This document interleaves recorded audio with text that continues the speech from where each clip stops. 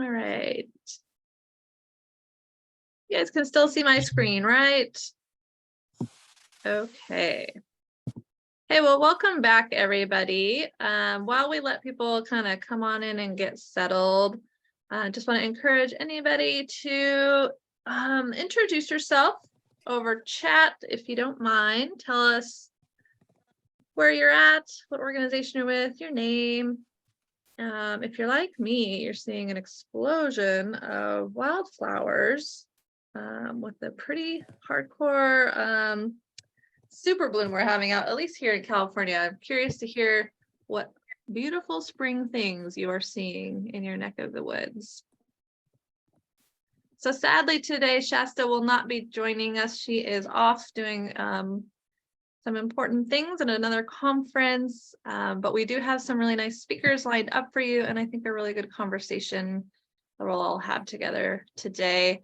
So I want to appreciate you coming back. And just for those that are just joining, just to remind you to go ahead and add yourself to the chat, introduce yourselves. We're talking about what beautiful spring things you are seeing in your neck of the woods. So this is webinar 6, which means this will be the halfway point in our year-long series. And today we're going to talk about coordinating climate adaptation, and tribal disaster, hazard mitigation, emergency management, and public health. So we're going to have a big focus on what is this, in particular, this intersection with emergency management. Hey, folks, Yes. you go ahead and mute yourself for now. There we go. All right. So let's go ahead and dive in. So we have a good lineup today, a good agenda. We're going to do our reading discussion like we normally do on the suggested reading from last session. We are going to leave some time for some meet and greets. And then I have a little lesson for you on the intersections with emergency and health fields. We have Kurt here from the Paul Abandon Mission Indians going to talk to us a little bit during that portion about Paula and how it's using climate information to modify its emergency planning efforts. And then I have a speaker here, Amanda Bates, and she is going to be talking to us about some FEMA-funded national disaster trainings that tribes have access to, and she's going to be sharing with us some good information that will be helpful. I really hope that this is going to be another interactive session. We always like to hear your experiences, and in particular today, how you might be incorporating emergency management into your climate adaptation efforts, or sort of either way, climate into emergency or emergency into climate. And we'll talk about how all of that works. We are going to have some breakouts where we're going to really dive in on your experiences. We'll spend a significant portion of the meeting on that towards the end, and then we'll wrap up. Anybody have questions about what we're up to today? All right. So, as always, we're here to try to help tribal serving professionals like you continue to forge tribal adaptation efforts further by participating in these, which are group guided instruction, discussion, and other capacity building support. So really here to learn from each other. And by the way, I am not an emergency management professional. So this is really one where I'm going to be leaning on a lot of other folks to help us all learn a little bit more about the role of emergency management in our climate adaptation work. So since our last webinar, of course, we've sent out some follow-up materials, and just want to make sure you have access to those emails. You have access to our Google Drive folder and our resources hub, where you can access all the materials from the previous meetings, including recordings and our wisdom wells that we've been developing after each of the breakout discussions that we have. So you can find all of that in these resource hubs. And maybe Tina, if you wouldn't mind dropping a link in the chat for folks. If you haven't already, you may want to be downloading worksheet 6 for this particular session. That'll be the worksheet for webinar 6. And so in the last time we met, we had suggested reading in the meantime, in the last month, this document here on the right. So the FEMA National Tribal Strategy, and it isn't very long. It's the 2022 to 2026. So it's sort of looking ahead and kind of gives you an insight, since we're going to be talking about emergency management, let's hear about what the federal government's emergency management organization is planning to do with respect to tribes. And so there are some strategic plan goals and objectives there that I pasted that are part of this document. And the document itself is just sort of interesting. And so we have some group reading prompts there at the bottom, and just wanted to hear from any of you that might have taken a look, some of your responses to this particular document. Here's some prompts. We're asking, how are you currently using FEMA resources to support your climate resilience efforts? And if you, or you could reflect on how FEMA's goal, lead the whole of community and climate resilience might support your climate adaptation efforts. So that goal number 2 here, and we can kind of dive in on that if that needs more explanation. And 3, in what ways are your tribal departments collaborating on climate related emergencies? So let's hear from you all. And even if you didn't read, you just want to respond to these prompts, that's okay too.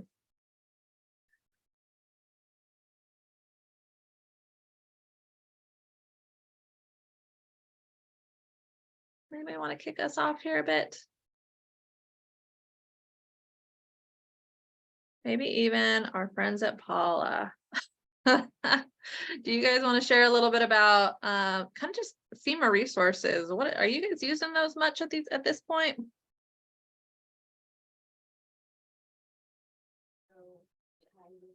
Good question. I know we have been using FEMA. I know we've worked with FEMA, and at least the outlines they provide of a lot of these emergency management planning and planning documents and ways to kind of dive into fitting it to meet our needs here at Paula. Yeah.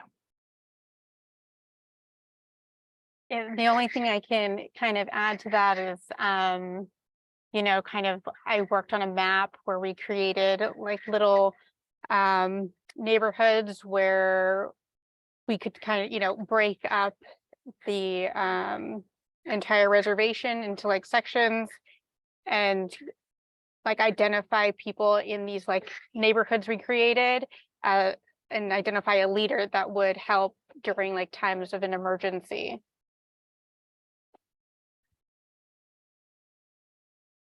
Great, thank you guys. Anybody else on the line using FEMA resources or maybe took a look at this document? And Angie in the chat, Kendra commented that FEMA grant took a while to get there. And I will say we have a similar experience with one of our FEMA projects where the grant funding took more than a year to show up. So I understand where you're coming from. Sometimes these things take a while. Yeah, right. Lining yourselves up for these resources can be many steps.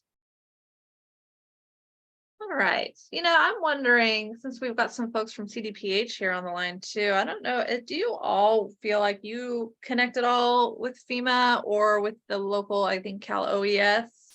Are you coordinating with emergency management? I'm just curious. Hey, good morning.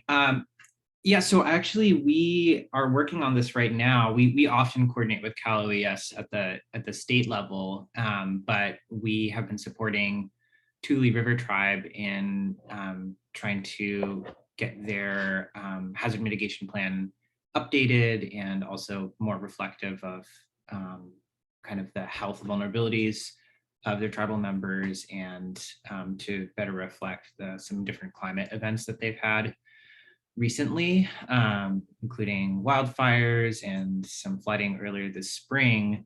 And one thing we were just learning in this process is that tribes can be appended onto these multi-jurisdictional hazard mitigation plans. So sometimes counties have, you know, there's different cities or tribes, I think, as part of their plans. And I'm really curious, you know, of the tribes represented here today, how many people have their own tribal hazard mitigation plans, or are you a part of some other covered by some other entity, so like the county that your territories are in.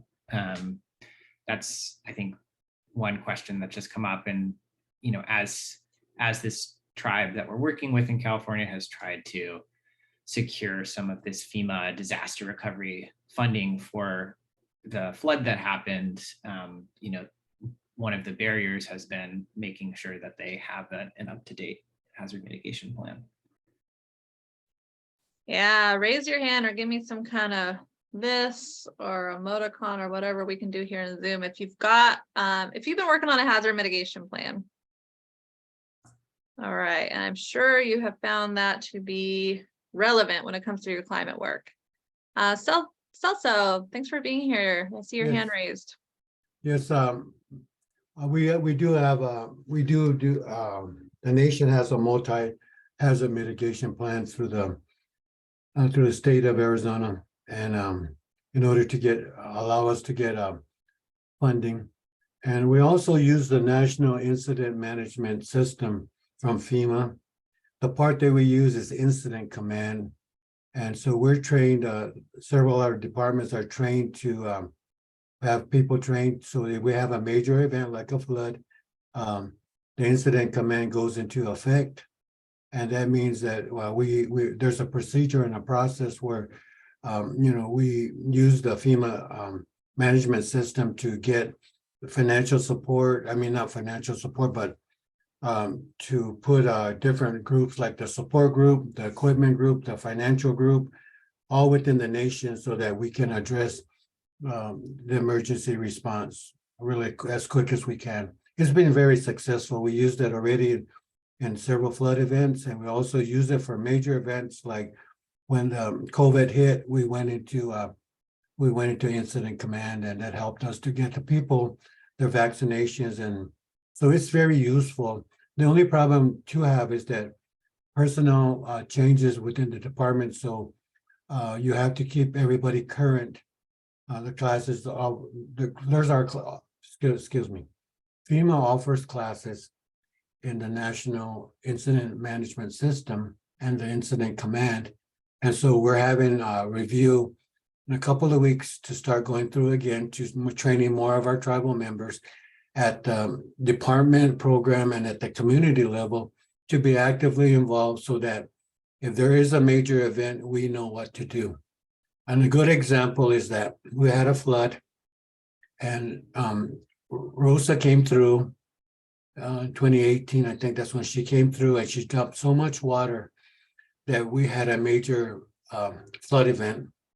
Nationally, it was broadcast nationally that we were one of our villages was in trouble, and so our Incident Command got personnel within the nation before everybody reacted outside the nation to help us, Pima County, the state of Arizona, within our own using our Incident Command.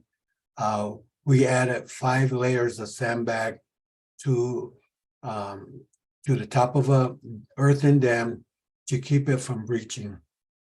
That's how quick we reacted. We used all of the department, every available person to get out there. We put together 5 feet of sandbag to keep the water back. If we didn't do that, it was going to topple the dam and destroy one of our villages downstream. And so it does work. I'm just letting you know, but it takes training. And that's just an example. Thank you, Celso. That's super helpful. And, I think all of this today's going to be just an interesting, deep look at what is the role of climate change and climate planning, climate adaptation versus what emergency planning can do. I always like when emergency professionals get involved, emergency agencies, because there's a real roll up your sleeve mentality there that they can bring in, and it becomes very tangible very quickly, preparing and protecting lives and safety. Anyone else? Actually, Robert, I know you're our FEMA friend here. I don't know if you wanted to say anything on this document or just in general on the prompts.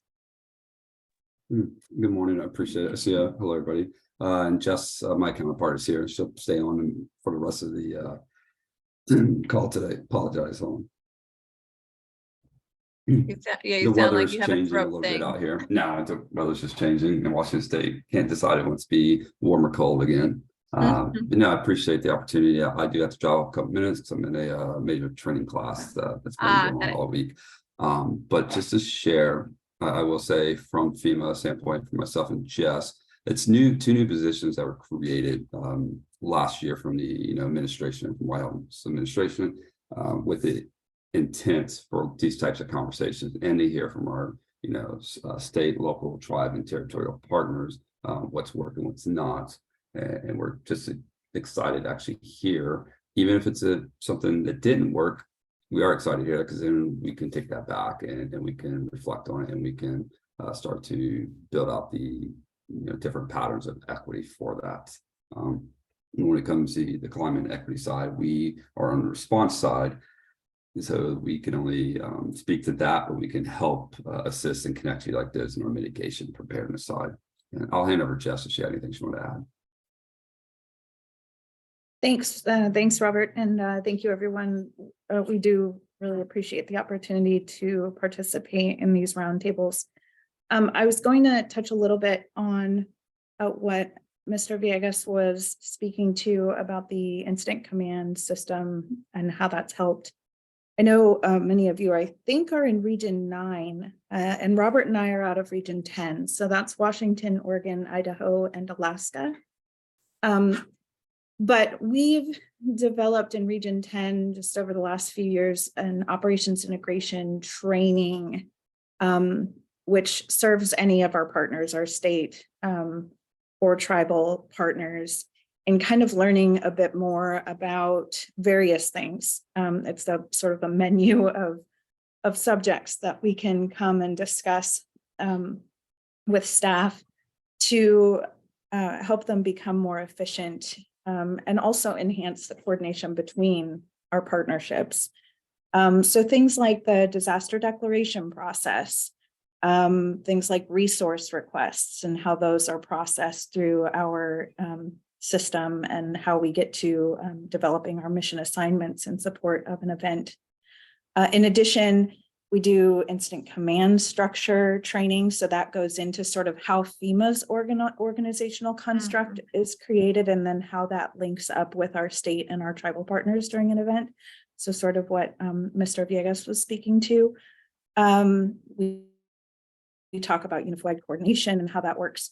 So I know that's something that we have in Region 10, and we're hoping to do more engagement with, specifically with our tribal partners around this offering, mostly because I don't know that we've ever done an OIB integration training or an operations integration training with a tribal entity yet. So we were socializing it a bit more last year, and hopefully that will come to fruition. But I guess what I would say is, for those of you who are not in Region 10, if you wanted to bring that up to your FEMA counterparts and request maybe that they link up with Region 10 so that we can help them to develop a similar type of training, or maybe we partner with them to bring an offering so that then they can start providing those types of services to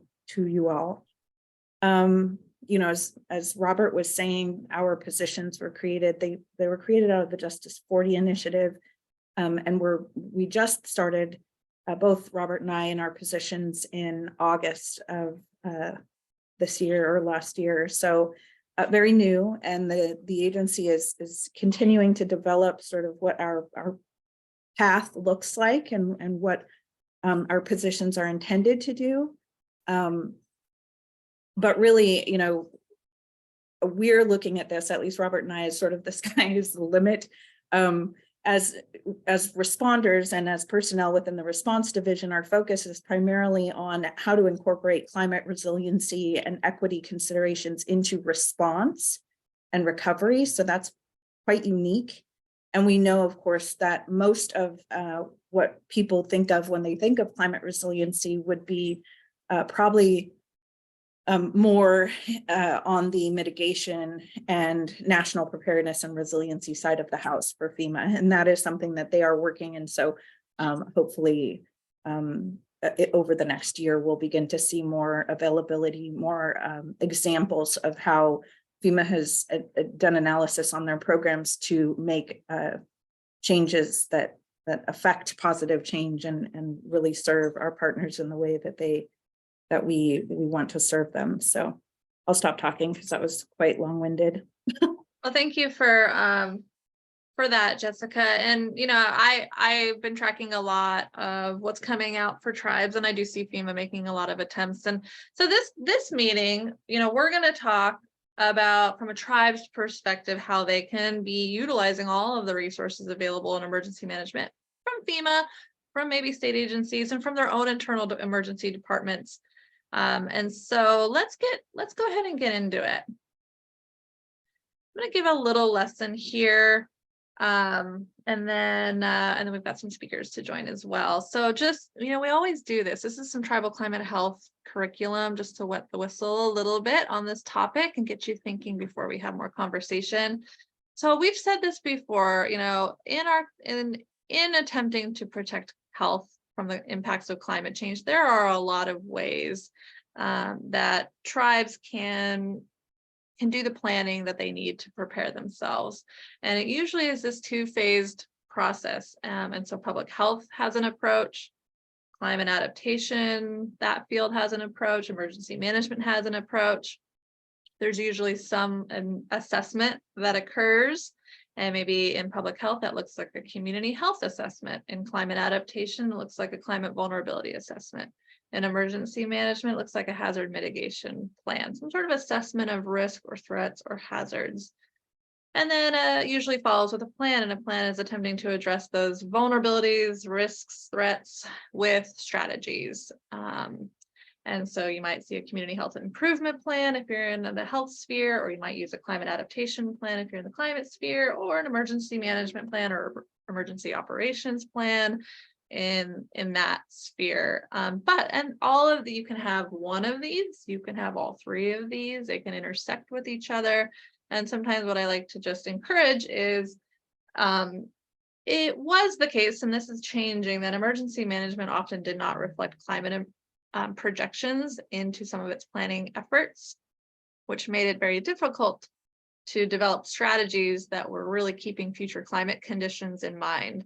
But I'm seeing that changing somewhat. And so that's one of the things we like to encourage, is that there's this bidirectional interaction between these fields, so that the climate folks can say, hey, look here, use these projections that we're aware of about what's coming in climate change when you're developing your hazard mitigation plans. So when you're writing your heat section or your flood section or your drought section, you're not just considering historical conditions, but you're looking out into what the climate predictions are saying. And then back towards, and I always pull, if I'm doing a climate adaptation plan, I'm always looking at, if there's a hazard mitigation plan in a tribe, I'm always using it. There's usually some really important data and some strategies that might already be available, mitigation strategies that I can incorporate into the plan. So what is emergency management? I mean, I think a lot of us are coming from more of an environmental or climate professional field. And so it's in a profession of public administration whose job is to facilitate the creation of basic disaster policy framework, coordinates the implementation of the policy during a disaster. So it ties together responders, decision makers, public and private agencies not normally associated with emergency response, and an array of other elements of the community before, during, and after any disaster event. And this is usually what the kinds of things you see emergency management doing. It's like mitigation, preparedness, recovery, response, and recovery in a bit of a cycle. I think you're probably familiar with it, but there's a lot of overlap then with how we think of climate adaptation. But I do like the lens through which emergency management really plans for things. We can learn a lot from that in the climate space. And so, when it comes to tribes are doing a lot in emergency management. They've been doing emergency management for a lot longer probably than they've been formally doing what's now called climate adaptation. And so a lot of it gets done in hazard mitigation planning that allows folks to identify risks and vulnerabilities to natural disasters and develop long-term strategies. Not everybody has a hazard mitigation plan, but it does lead to actions that are supposed to reduce long-term risk.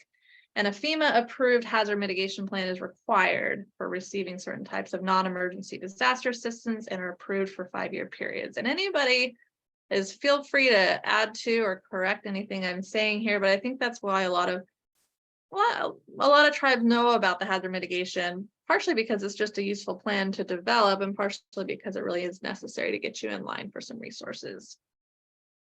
And then here on the right is sort of a look at, there's a lot of overlap between what the emergency management processes might think of as a hazard versus what climate adaptation thinks of as an exposure. And so the red is sort of all the areas of overlap. So, most things are going to be affected. Most of the hazards in your hazard mitigation plan are probably likely to be affected by climate change. Maybe not earthquake, maybe not dam failure, maybe not a tsunami.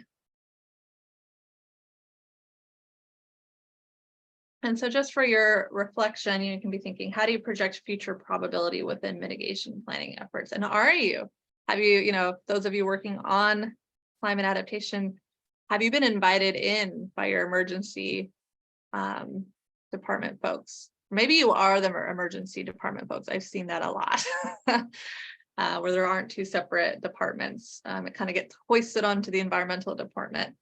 And just, thinking about how do you make sure that you're including future probability into your mitigation efforts, where usually there's a section in your hazard mitigation plan that's talking about probability of future events. That should be the place where you're thinking about changing climate conditions. So I wanted to give a little chance for Kurt over at the Paul Abandoned Mission Indians to talk a little bit about how they're thinking of doing this, how they're informing their emergency planning approach using some climate information. So this slide in particular, we're in Southern California, inland Southern California. So the big hazards currently and going forward are likely to be wildfire, drought, extreme heat. We also have to consider flooding, especially seasonally, and the climate models vary. So that's the first thing I want to mention is, if you're looking at climate change and climate modeling, as for a lot of California specifically, there's the potential if it gets warmer in the summer and the water off the coast warms up, we might actually get more summer rain, which would then be planning for more summer flooding, which is a whole change to what we have. But what these slides are kind of, this particular image is showing is, we know kind of the current wildfire potential, and it looks, we're in Southern California inland, so the wildfire potential is pretty high on Paula. So we work with the people that actually do this. Say we actually have a crew that does vegetation reduction around homes, and we work a lot with our the Paula Fire Department to plan for, this is the current condition, and then in the future we're looking at this condition. So we have to plan now for the activities that bring us closer to maintaining at or below current conditions while heat, wildfires, these things increase. We want to reduce risk. So we're constantly planning for, how do we incorporate these ideas of, we're going to see more wildfire, we're going to see more heat. How do we figure out ways to let the community know? How do we work with our fire department? How do we work with our maintenance people to plan ahead? And we're doing our best to incorporate all of this and try to stay sane. So we have multiple planning documents, as I'm sure everybody on this call does. So we are going back and we've got some updates to our Paul emergency plan, where we're looking specifically at incorporating the climate change risks and responses into that emergency plan. So there's a lot of information here, but one of the big things is extreme heat. So we're expected to have something like 700% increase in extreme heat days, which are like 99 degrees and up. Right. So our summers in Paula are going to be very hot. There's a lot of elders. There's a lot of concern. So we need to incorporate this into what we're doing so that not only are we responding appropriately now, but in the future, we have enough cool zones. We work with the casino trying to get solar, trying to make sure that we are protected so we can keep people and all these things safe. And it's a constant push-pull of, what resources do we have now and what resources will we have or can be available. So when we're planning for extreme heat, we have to, it's a highly likely probability that we're going to have more extreme heat days as we go forward. So how do we work with different departments to incorporate cool zones? How do we make sure people are being checked out? How do we build community so that our elders are being safe, that people with illnesses that would already be affected with being safe? How do we plan for our maintenance guys to work different days? How do we plan ahead and say, as time goes on, summers are going to get warmer, or if maybe the fall is going to get warmer, we look at some of these models and we talk to the departments and we say, how do we get all this stuff incorporated so we stay safe and plan for the future while still doing the things we need to do? Thank you, Kurt. And what I really like about this approach, I was the climate consultant and we worked on the adaptation plan, and then there was a different consultant that does emergency planning. And I really liked when we handed over all of the materials to her, the lens that she looked at, things like extreme heat through. And so we came up with a bunch of strategies on extreme heat.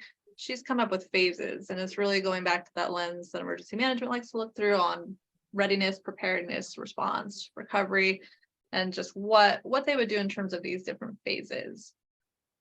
So it's just an interesting, you're going to get something new out of it by bringing in emergency planning. Oh, let me also mention, we do have our emergency alert system via text. And that's a great resource. If you don't have something like that, email, text, knocking door to door in some of these communities to make sure that the people that need to know this is happening are getting that information. If anybody has any responses or questions for Kurt before I move on, feel free. And maybe Tina, you can be monitoring the chat as well. I think making recovery more equitable is incredibly important. That's from Samu. Thank you. All right. I just wanted to add to that. I'm sorry, I'm still just thinking about Yep. what was said by the FEMA folks, but I feel like the reality for many tribes is that still the most significant and immediate funding sources are unlocked, after that federal disaster is declared during the official recovery period. So, just pragmatically, if equity isn't being addressed at that point, by which I mean focus on helping those who are poorer, like the poorest, have been displaced or are living with disabilities, I think there's a good chance that it might never be addressed. I think that's just the reality. And so I do appreciate this effort to kind of bring some of these topics, which I think have been very extensively addressed in some of the kind of like mitigation programs, into the recovery world. Especially for tribes that don't have, you have these different environmental directors who wear so many hats, and I think the recovery just gets piled on top of their other duties. So does that resonate with anybody else in the tribal folks in the room? I'm nodding, but anybody else want to respond to that? Folks are shy today and not putting on their webcams. Maybe you had a morning like I did where I didn't feel presentable, but it's a safe space. All right. Well, we have lots more time to talk. So let me just get through my last little piece here on our lesson, and then we'll go to our speaker. I wanted to just let you know, and some of you guys might already be aware, back in 2021, Tribal Climate Health Project did a little research and developed a publication. We called it Protecting Tribal Health in Crisis, and it was trying to translate COVID lessons into climate preparation in Indian country. I'm bringing this up because this was really a good exercise in looking deeply at the intersections between climate change, health, and emergencies. And so this is just a little table of contents, but one of the conclusions was that, we posited that the lessons and practices where continued, so where COVID responses occurred, which was everywhere, and where they were continued, fortified, systematized, or replicated, they can generate greater tribal resilience for future climate emergencies. So some of the stuff that was done in response to COVID was actually useful if it was kept. If it was kept and sort of nurtured, could be useful, we thought, for climate adaptation. And some examples of that were that we saw a lot of improvements in emergency plans, equipment, and sites and facilities. So things like repurposing facilities, or developing even microgrids, or thinking about broadband to increase capacity for response. A lot of tribes, we were looking specifically at tribes around the country in their response to COVID. We saw a lot of establishing processes and protocols for key emergency operations and orders. We saw a lot of tribes were establishing accessible telehealth services. That's really helpful, especially in if there's some sort of long-term disaster recovery at play for when appointments aren't possible. We saw folks formalizing healthcare consortia between tribes and other agencies or providers. Folks were developing systems to track real-time spatial data to survey and communicate community threats and impacts. So some good data work was being done. And then developing culturally informed outreach practices to address misinformation, relay critical information, and ensure the most vulnerable are properly protected. And so some good outreach practices. And those are, all of these are outlined in this report. I'll link it when I'm done talking so you can have access to it. But is trying to look at this intersection and think about, if tribal leaders were to sort of really reflect on those responses, some of them that were sort of built in, sticks and clay, and try to build them out of brick instead, basically try to fortify those and keep those lessons going, then we probably could gain a lot of benefit out of a lot of those practices prior to the next disaster. That might not be a pandemic, it might be a climate disaster.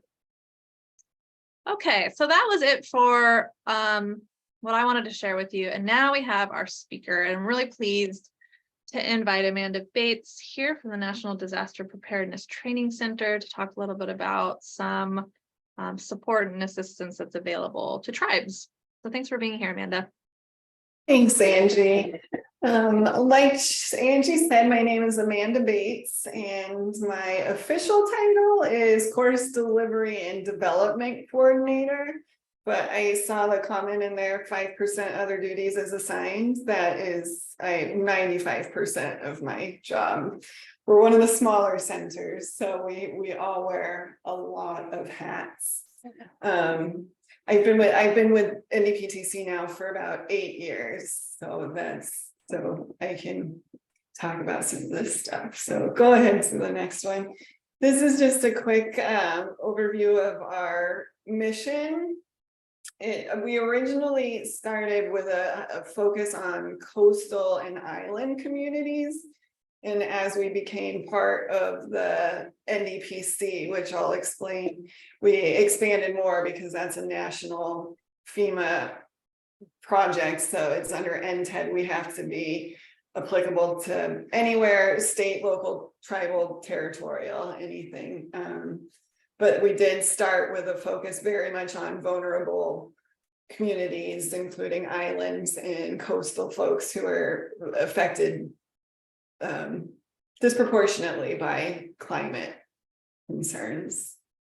I wanted to say, and no need to go back, but I wanted to say I have, by nature of our organization, become the tribal liaison. And one of the things I was telling Angie beforehand is I tried to prioritize in 2020 really strengthening our relationships with the tribal communities, and then 2020 happened, and so I'm really energized by this opportunity to talk to you guys, because I have made it a personal and professional goal of mine to create deeper, more meaningful, consequential relationships with our tribal communities and stakeholders.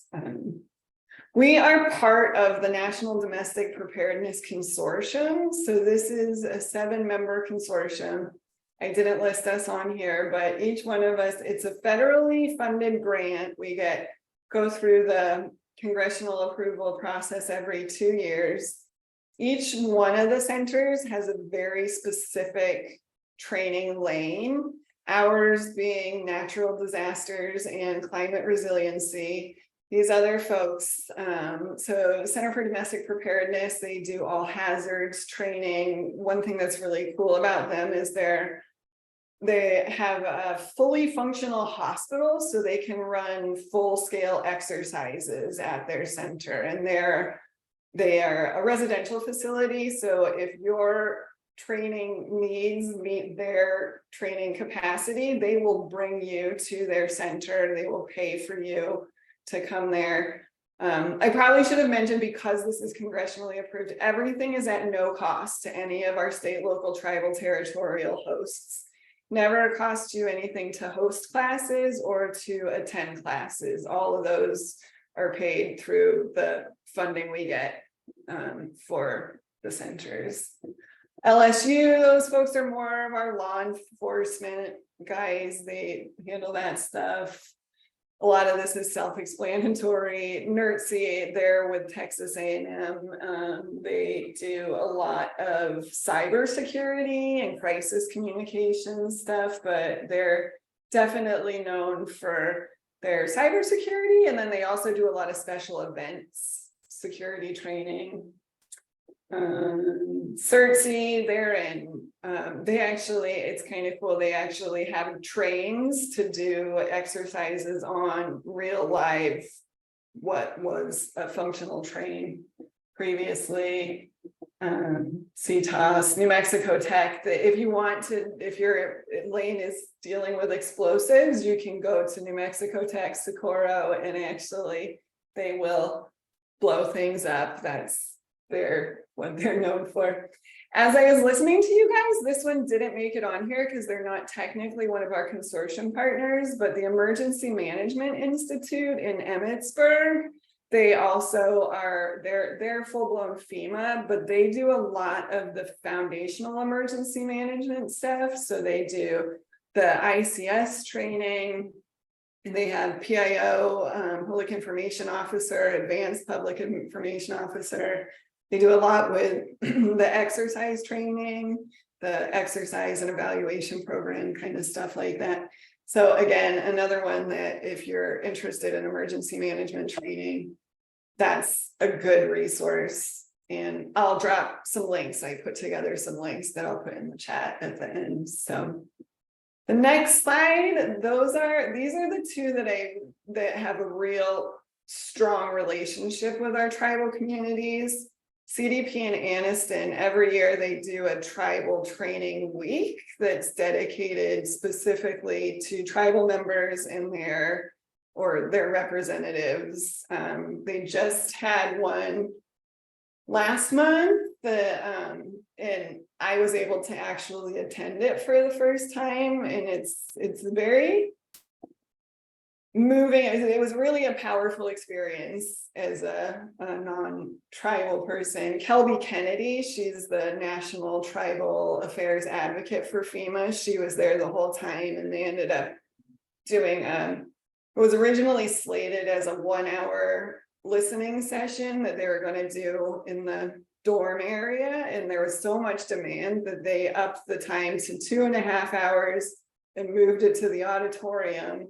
And it actually ended up going for about 3 hours. And it was just, listening to ideas for how to improve the relationship with FEMA and the process for declaring disasters and what it looks like for tribes to meet the expectations and the regulations that FEMA has. And so they took all of that in.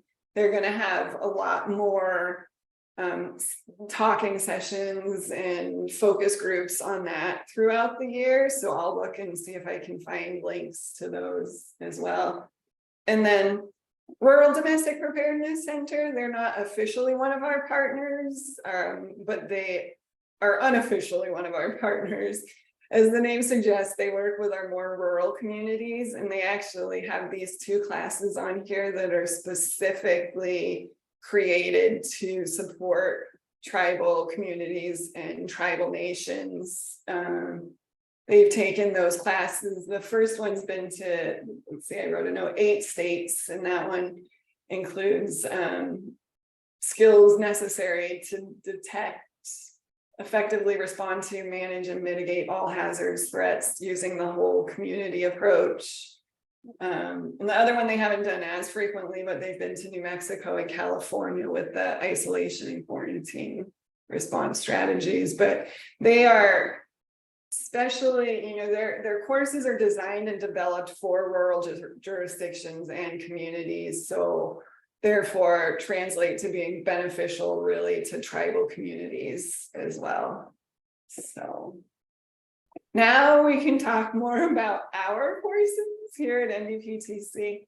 I put up there that like this is something I think is really important for us to make sure we're letting our tribal communities know that our courses are facilitated dialogues more than anything. We have the 3 specific lanes. We have our weather-based classes, and those are going to be tornadoes, flooding, tsunami, those kind of courses. And with those, you're going to get one instructor who's a meteorologist, and they're going to talk to you about the science behind the hazard. And one instructor is an emergency manager who has been involved with response planning efforts specifically connected to that hazard. And our planning classes, now these ones, just again, tying this into what you were talking about earlier, these ones all align with the FEMA regulations to get your plans approved. And these things include evacuation planning strategies. We have a class on debris management and creating your debris management plan and making sure it's compliant with FEMA and also meets your needs locally. Statewide, we have one we did for the out in Montana, our unmanned aircraft systems class. That's on how to build a program that is FAA compliant. To do that stuff, we have, what else do we have? We also have a community planning for disaster recovery class that sounded like it might align with some of the things that came up in the previous discussion, but all of these classes are built to help expedite your approval of the plans through FEMA, all NIMS compliant, all of those things. Tools that the one that rang with bells with me was our disaster communications class that falls into our tools and how to improve your disaster comms. So we can go to the next one. Whoops. Then we have these ones are specifically climate focused, and arguably so are our weather classes, because as the climate changes, so does the weather. And you know, we all know this stuff, but climate adaptation planning for emergency management, I think that's how I met Robert, who has taken that class, Robert from FEMA, who was in chat earlier. But we have a number of classes. Community resilience, I'm going to circle back to because that's really the one I'm going to focus on.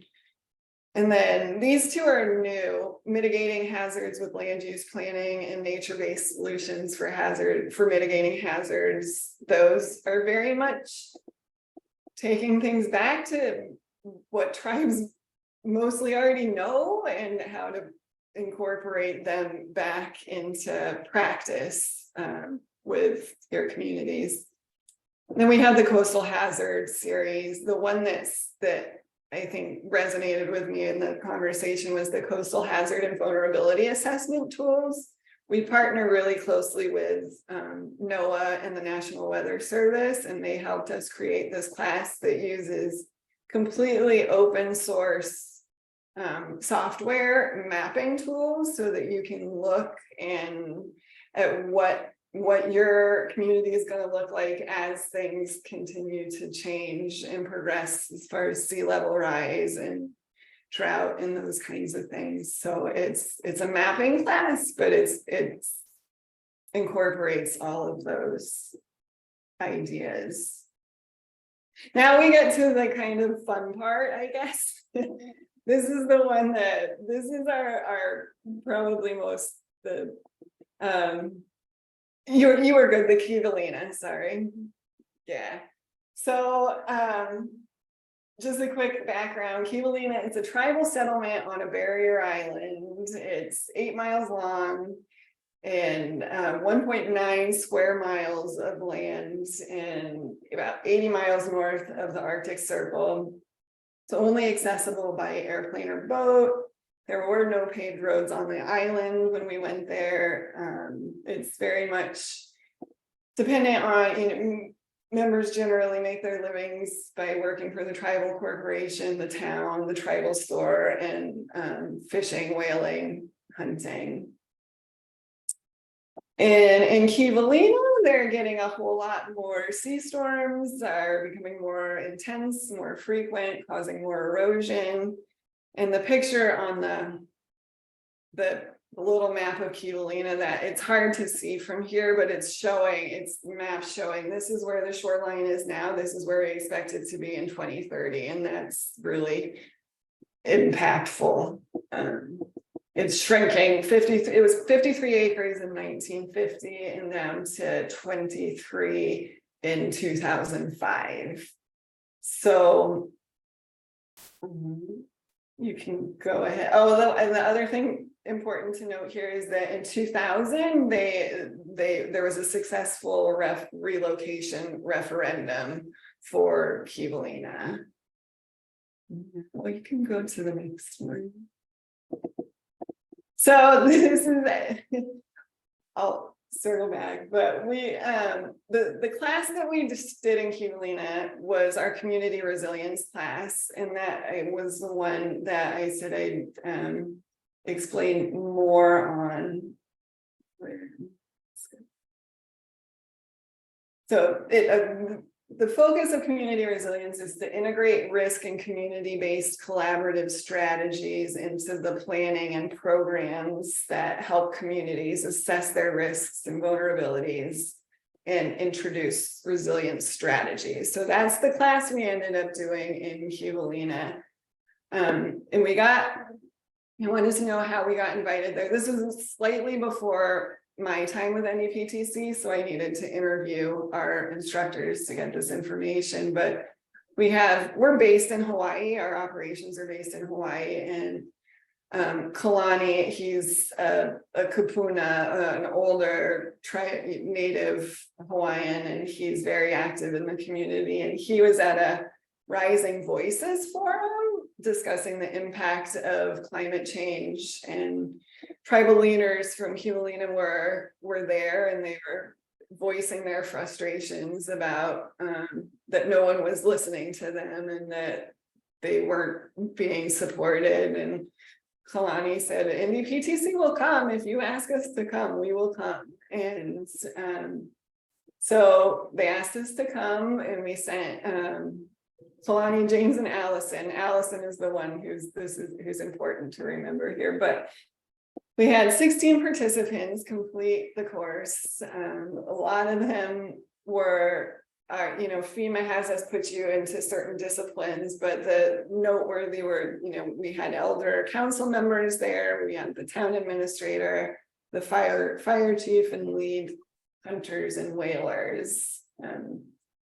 Now, when I titled this, "What do you want to save?" that speak is like I was, we have the ability to really cater the content. And when we were talking in that class about climate strategies, which are generally do nothing, retreat, accommodate, and protect, the conversation was going very deep into infrastructure and actual physical facilities. And Allison asked everybody, take a step back, and what do you really want to save? Is it your way of life, or the traditions for your children and these kinds of things? And that really opened the conversation to something much more broad than just saying we need to make sure that our houses are still intact. And so they really just shifted the emphasis from physical structures to social and cultural things that are often left out of the conversation. So you can go to the next one.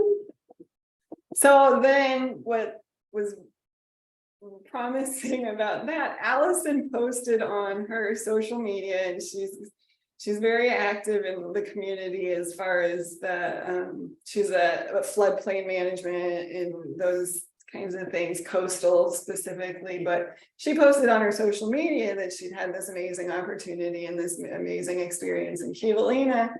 And one of her colleagues at the Association for Floodplain Managers works for the Council on Environmental Quality and invited her to do a presentation for the council. So that's just a general idea of what the council does. And she went in and was able to give a 45-slide presentation to a room full of people at the in the Eisenhower building, which is exciting. And she is, they had staff from quite a few federal agencies, but the NSA was even there and the Department of Interior. So it was really a widely attended presentation that they gave. Next slide. The outcomes. She said that the cascading events was the thing. First she said that they led with that image of what was happening, watching Kivalina shrink as the waters rose, and that really got attention. And then the idea of the cascading events was really helped gain traction. And this was all with the backdrop of the Ebola crisis. This was September of 2014. And so everybody was kind of thinking about public health, and what she went into in more detail was, as the tribe grows, new houses are being built by HUD. And those houses are not being built with the within fire code. They're not being built 10 feet apart, just simply because of the lack of land. And that also they were not being extended water and sewer lines other than in the Washington area. So they were, human waste was going into the honey buckets, and during extreme weather and extreme cold, they weren't always necessarily going out as far as they needed to. And that in itself poses a public health concern. So the public health aspect and the fire risk really got some traction when she was speaking. So next slide. The update is not fantastic. They did not get approved for the relocation grant. The Kivalina voted to apply for it. It was not approved. However, the state did move the school 8 miles inland and built the first road in the area. Unfortunately, this does not address the issues of the fire danger and the public health, water, sewer concerns. And then, so that is about it. Didn't mean to leave it on such a not so positive note there, but I want to just also reiterate that our classes all go through a recertification process every 3 years. So, and we do evaluations. So the more feedback we get, and I assure you, when we recertify the courses, we read all the feedback we get and we incorporate it. So the more feedback we get from our tribal communities, the more we can use that to improve our classes and consider the creation of new classes, because we are constantly in the mindset of what more can we do. We don't, like I said, have a huge foothold with our tribal communities. Most of what I've done has been in the Pacific Northwest. That the ones we worked with a number of them, but yeah, so anytime you want, I will drop all of my contact information in here. I've got some links for the other centers. We're a small center, so it's easy for us to accommodate. We've also gone to Shishmaref. A very similar deal we sent to instructors. Shishmaref is another community that was has voted to be relocated. So yeah, really what it boils down to is just get in touch with me if you're interested in a class. We do all of our classes can be done virtually or in person. If we do them in person, we bring everything to you. We send you instructors, we send you materials, any of that stuff. Our instructors are all subject matter experts of the highest caliber, and they've all worked with a diverse array of communities. And we have the capacity, we have learning objectives that we need to achieve, but we can cater the class to fit the demands and the needs of the community that we're providing it to. And our instructors put a lot of effort into researching the community and talking to the host agencies and making sure that we're not trying to feed you something that doesn't apply to you. So I just want to reiterate that and reiterate that it really is a dialogue that we do. We're not coming in there and just reading to you off of a PowerPoint. It's very much, we want, it's the engagement and the back and forth that make our classes really what they are. So I hope Well, that thank was you, helpful. Amanda. A super helpful overview. We're seeing some positive, nice comments about your program here in the chat by a couple of folks who've taken advantage of that. I'd love to hear from them what their experiences were as well. So I think it was Liz or Tim. If either of you want to share a little bit about the experiences you've had in this program, taking one of these courses, that would be really helpful to hear.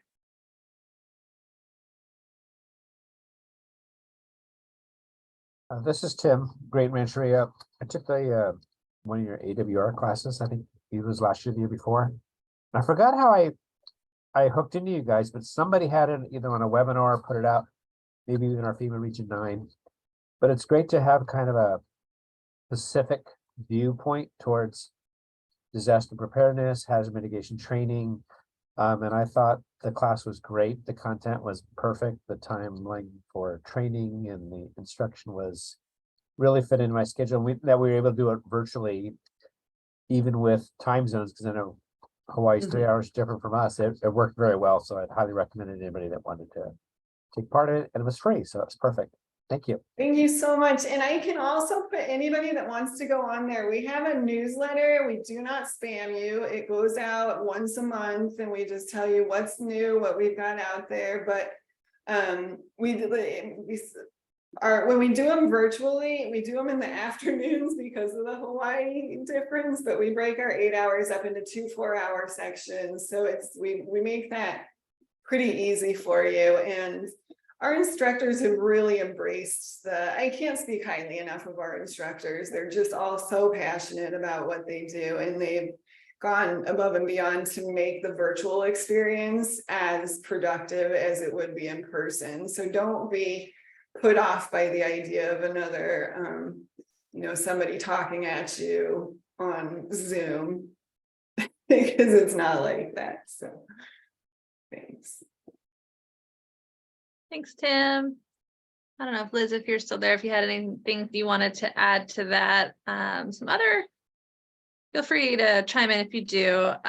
So yeah, there are some links, and Amanda's providing more links, and it looks like, yeah, so somebody's asking the best way to contact. And just to be clear, so I think I want to sum up what tribes can get from your program.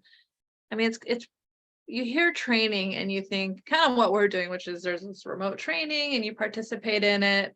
But this is really almost like a working training that comes to your community, right? So the experts are coming, and it's called a course, but it really sounds on the verge of TA, like technical assistance, where you can actually do some of the work with the tribe to get through these, to get through the processes needed to maybe access additional resources. Is that right? Yeah, we have, and there's 3 kinds of, in the NTED, the National Training and Exercise Division for FEMA, that all of our courses fall under awareness. That's the AWR, and that's where we're just explaining something to you and having a dialogue about that. But all of our weather classes fall under that category. And then there's performance classes, and that's where we're going to teach you how to do a thing. That's like the coastal hazards vulnerability tools. We're going to teach you how to find the information you're looking for, the mapping, the data through those open source resources. And then there's management level, and those are the ones where we're going to help you build a plan. That our evacuation planning, our debris planning, those are really like for the people helping make the decisions as far as the policies and the processes go. Does that answer your Yeah. question? Yes, and Kimberly, I saw you unmuted yourself. You have more, do you have more comment there? I'm good, thank you. Oh, okay. Kendra was asking, were there topics in the community resilience class that really captured the imagination of the people in Catalina at the class? Were there any topics that they were able to incorporate? I wish I could answer that question. I'm sorry, I was not there. I was picking Allison's brain to get most of this, and I can certainly ask her and circle back to you guys. I was hoping she'd be around for me to ask, but I can't really speak to that. I'm sorry. It's what that one goes on. That's one of the classes, a lot like the climate adaptation class, where you steer the conversation. The participants, what you want to get out of it is the instructors are going to help you gather that, and they're going to add to it what they can from their experiences, and they're going to ask the rest of the group to also contribute. It is, our classes are not lectures. It's very much a group effort. The other thing, and this is maybe, we can always schedule a class too. If the Tribal Climate Health Project wanted to host a class, we could work to get a class scheduled for you. You see that it interferes with your next roundtable. We can always do that. We can work with, like I said, any state, like local, tribal, territorial. It's the only conflict is if you're a private company. In that case, that looks different. But anybody, you can, nonprofits, anything like that can host a class. And Kendra says, yeah, but Honolulu. I know, I'm not even there anymore. I'm in central South Carolina, but Like you no, said, yeah, you all are that's- talking about what's in the chat. So Osamo had mentioned there's a climate adaptation and emergency management class, and it sounds like it's conflicting with ours, but hey, you know what? It does sound pretty cool. Really interesting. Yeah, maybe we could try to schedule one for this group. I think that I think it's a great idea, and I am happy to help with that. We're very flexible. We want to make this work for you, so we will do whatever we can to make sure that it meets your needs and accommodates your scheduling. Yeah, I'd love to hear what other folks think of that. Would that be useful if we were actually to use these 2 hours to bring these guys in to do a full training for us instead of one of our other topics? I don't know. Give me something in the chat or say something out loud. What do you think of that? Greg's all for that. I think with the winter we've experienced with these series of back-to-back atmospheric rivers when really no one was prepared for it, and their impacts will be very timely. Thank you. Oh, all right. Yeah, I see that in one of your, that was one of your suggestions in the chat. Impacts of atmospheric rivers on areas not historically affected by these types of events on tribal lands. Yeah. Oh, you got our meteorologists all excited. I can feel them from across the room there. So they get so excited about the weather stuff. It's kind of great, but And this is Tim again, just to follow up. I think it's a great way to showcase what they're doing, because I think when you think of a training center like located in Hawaii, you're always thinking of, well, they always have tropical rain, they always get tropical downpours, and so they're used to it. Whereas California, we've been in a drought for so long, and then all of a sudden in one season, all the reservoirs fill up. So just thinking like, what does that mean to think about for planning purposes? Now that all the snow's in the mountains, now you've got runoff to contend with. It's going to be a real warm weekend up here. We're expecting 80s in our area this weekend. So stuff's going to melt, and then where does all that water go? And just how areas like in Tulare County, Lake Tulare, an ancient lake, is now filling up again. And that's no longer a lake, but just community considerations when thinking about planning and responses to future hazards would be most appreciative. Thank you. Yeah, our instructors are from all over. We certify instructors for one class at a time, and they have to have a significant amount of subject matter expertise in that particular subject. So they're from all over. We just do the operations in Hawaii, but our instructors come from every corner. I mean, we've got instructors in the territories, in Guam, in the Virgin Islands. We've got them from all over, so they can speak to a lot of things.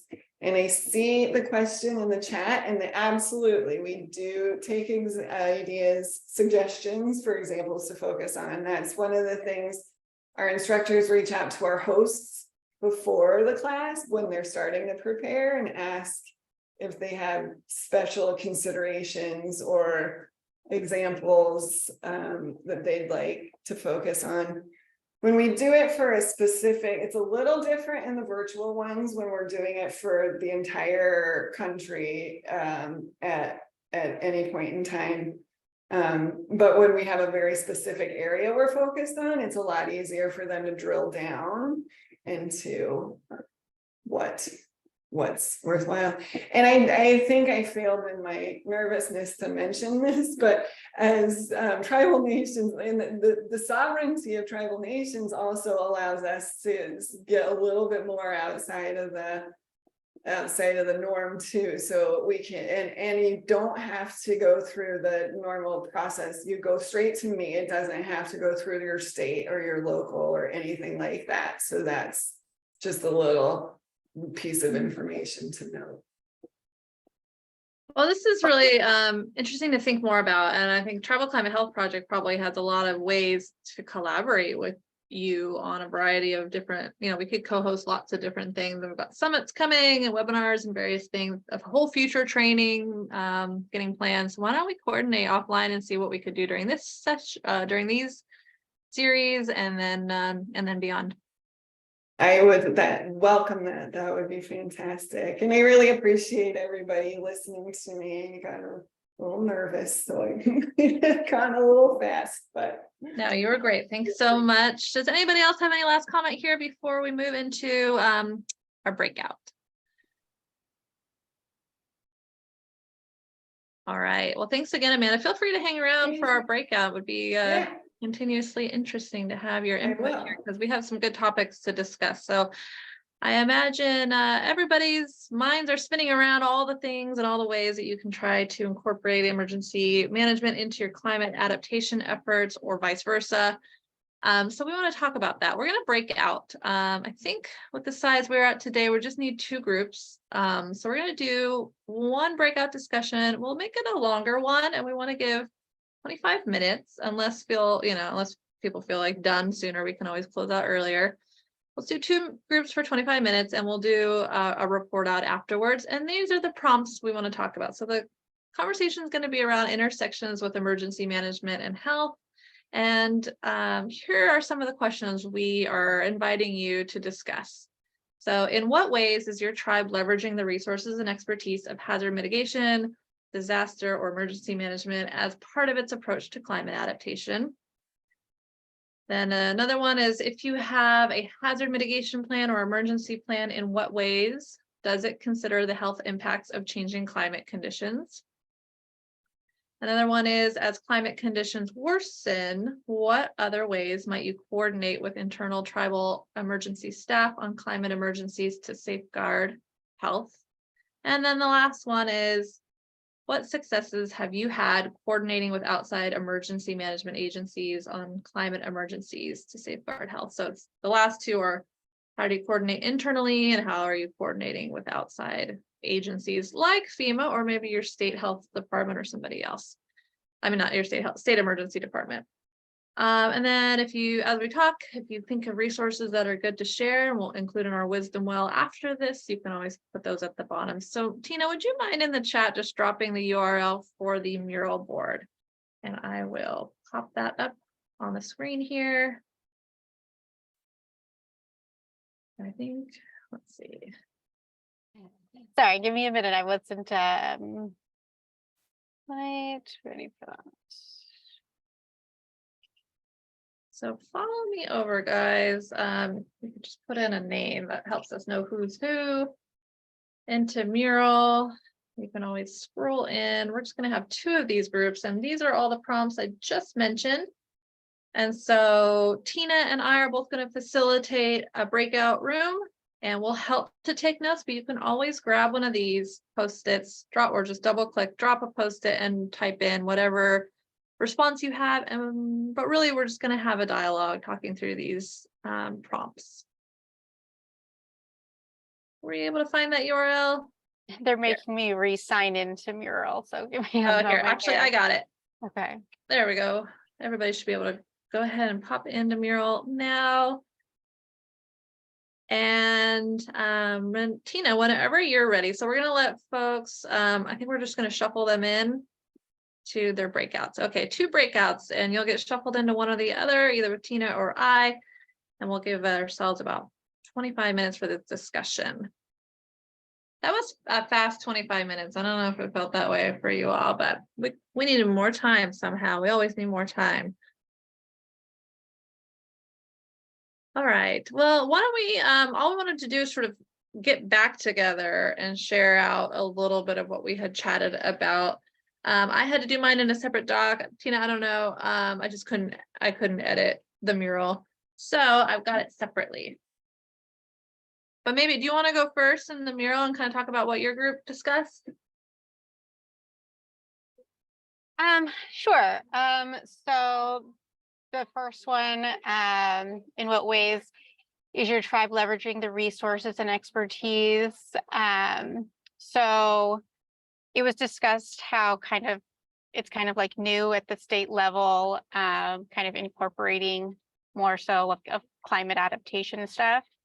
And then also that some funding has been released due to like the recent floods. So my screen just changed on me. Oh, I'm sorry, that was me. I was sharing out. Okay, and then the funding has been released due to recent floods. And there's it was talked about like one tribe was utilizing that to either it was like update or create a mitigation plan. And then so for future impacts, so if you have a hazard mitigation plan or an emergency plan, in what ways does it consider the health impacts? So one thing that was discussed, just developing your adaptation plan based on your vulnerability assessment. And kind of like right now, there's a lot of things that have been happening. And so like floods and whatnot. And so it's like on the forefront of people's minds. And so it's kind of easier to get folks on board right now. And then effective strategies. So as climate conditions worsen, in what other ways might you coordinate with internal tribal emergency staff? And so we just kind of went over like the different folks that different departments that you would coordinate with, like transportation, utilities, the health department. But transportation kind of might be more so like in the moment or after it has occurred. Like, use, like someone had mentioned, like using that like larger equipment to clear the roads and whatnot. But it's also, we want to look at the future. So that might, you would want to coordinate maybe with some other departments as well, not just the transportation. Also, it was mentioned, it might be a good idea to have your own stockpile of various supplies, and you want to know who to contact in order to access those supplies. And it was mentioned like I think that was more so. So it kind of like overlaps. So going to also like on a broader range, when you have like a massive thing that's happening, not just kind of at your local level, but if it's like state or even like nationwide. So those emergency supplies might run out. And so not just, so then that's like tribal, but then also like looking outwards, like your city or county and then state, and then, you know, where to access the supplies. Let's see. And then there was like a talk about how like EPA and FEMA, for instance, they jotted down, they have 4 liaisons for 3 states, which isn't very much. And so that's something. And then we also discussed this multi-jurisdictional plan, like up in the Sonoma area, which I guess they seem to have been making it work. And we also talked about how that would be interesting to have someone from that come and talk about how they've made that work. So that's something, I got some information, Angie, that I can share with you later. Yeah, I think that'd be good. Is that, whoever brought that up, is there in that multi-jurisdictional plan, is that an emergency plan or a hazard mitigation plan that incorporates climate change? This is Tim from Graydon. It's a Lake County intertribal plan. It's a hazard mitigation plan, and they got a big pot of funding to do that as a coordinated effort with 6 tribes. First time I've ever heard of that many tribes going in on a single multi-jurisdiction plan. I've not seen the plan, but I understand the plan was finished, and I think it got submitted to FEMA. But Sarah Ryan at Big Valley Rancheria is their main contact and their emergency manager for one of the 6 tribes there.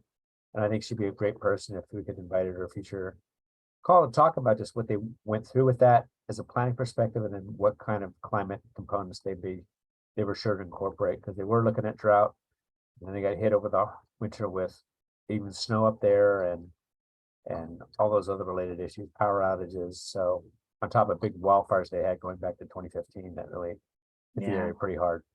Yeah, I mean, I'm sure they have some interesting things to say about how to think about climate change in their planning processes. Well, yeah, that'd be great. Yeah, good summary, Tina. Anybody that is, as you're thinking of like, oh, I have a good example of this or some good publication, drop it in the chat. We're collecting resources. We're going to throw that in our wisdom well as well. That includes you FEMA people. If you have something you want to make sure we include in our resources, please drop it in the chat. On our side, actually, does anybody else from Tina's group want to chime in on anything else that was discussed? Okay. And I want my group to feel free to chime in as well. You know, we started talking about the intersections, you know, just the ways of leveraging emergency resources as part of its climate adaptation. And so it's just still true that some folks are at the beginning stages of adaptation. And so I think this is probably good timing, though, like if you're in the beginning of stages, to begin to consider who you might bring into the process. But then capacity, we're talking about capacity.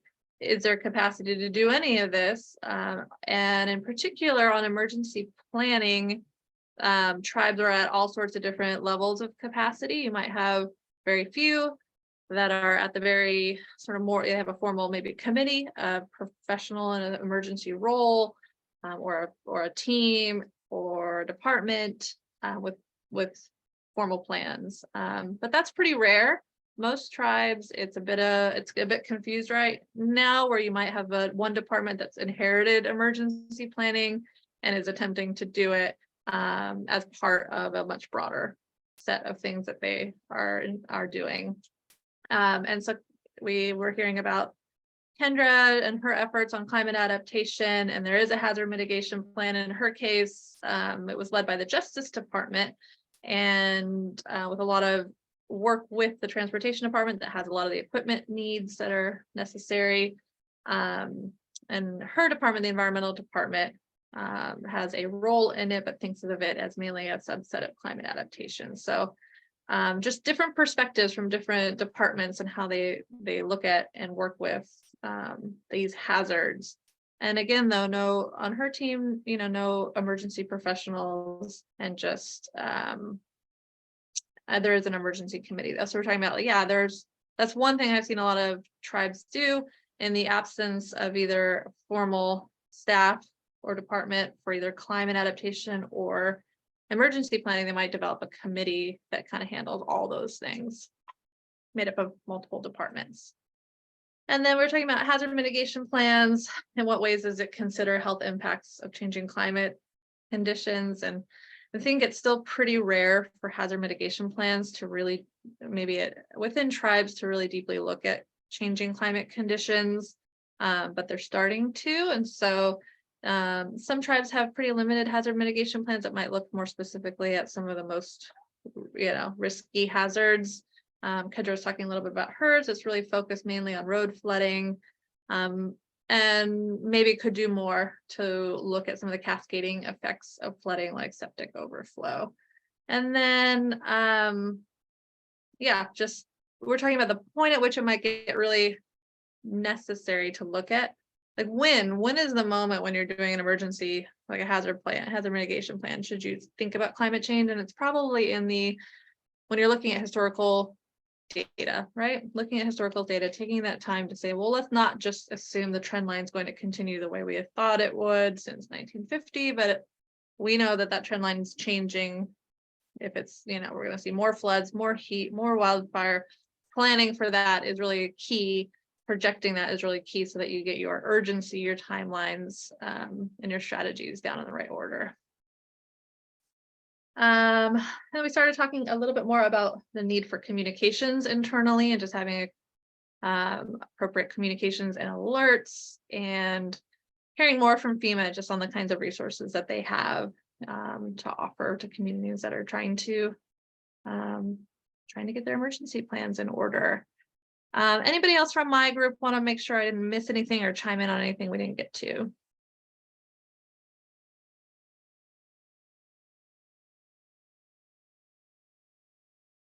Okay.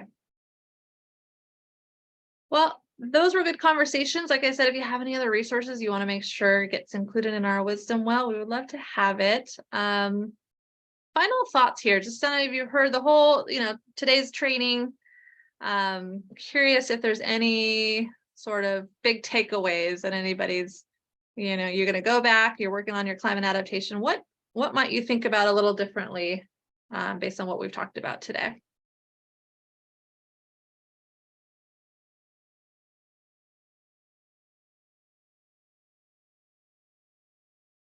Is everybody sleepy? It's okay.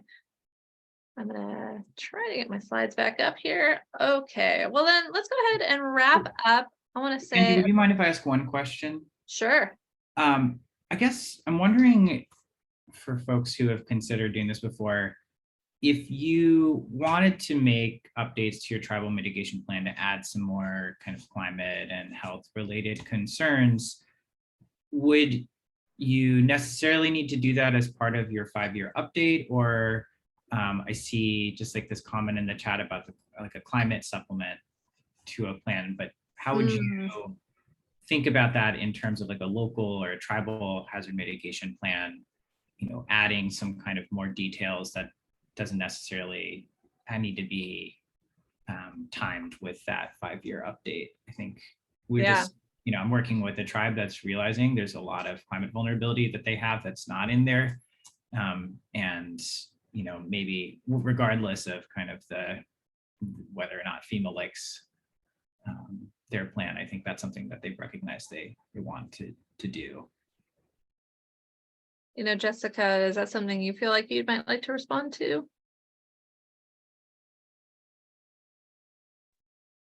Yeah, of course. So I had mentioned in our breakout group that we had just finalized our climate supplement to the Region 10 All Hazards Plan.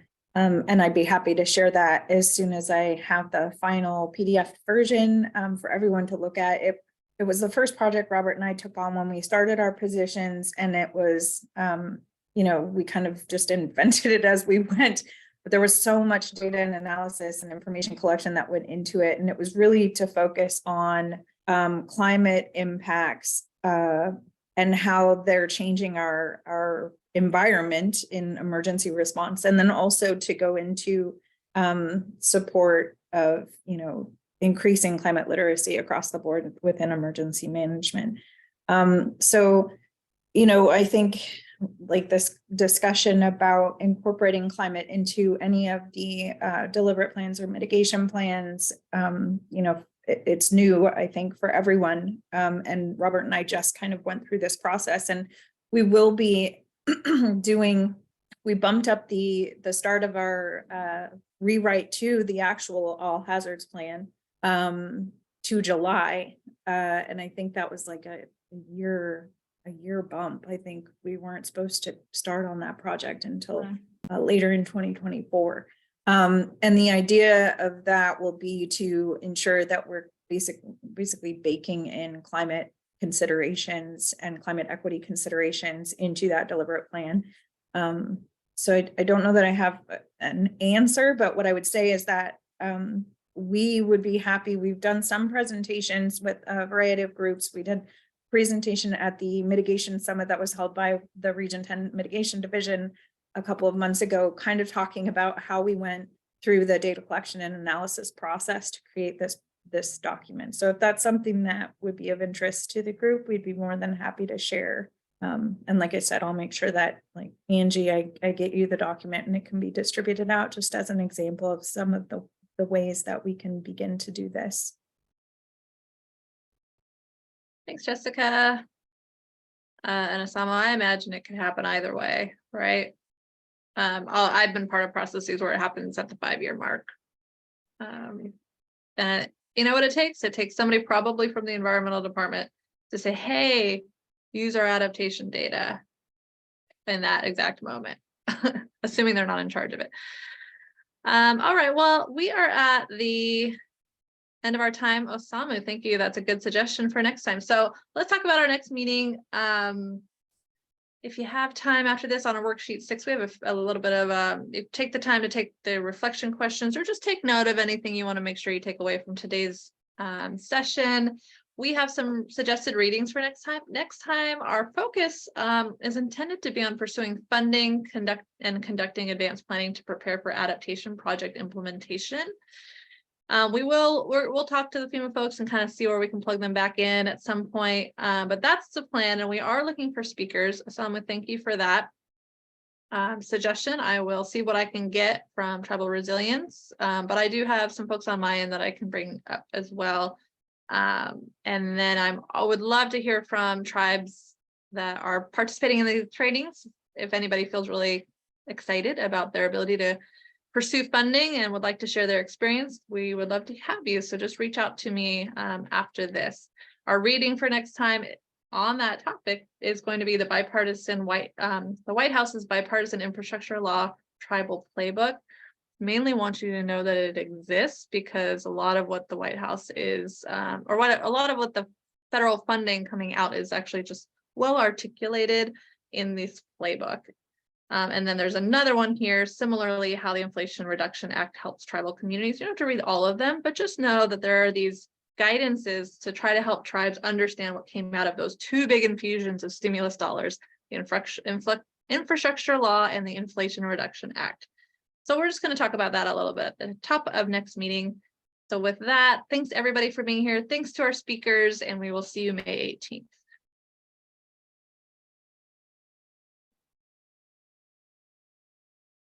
Thank you.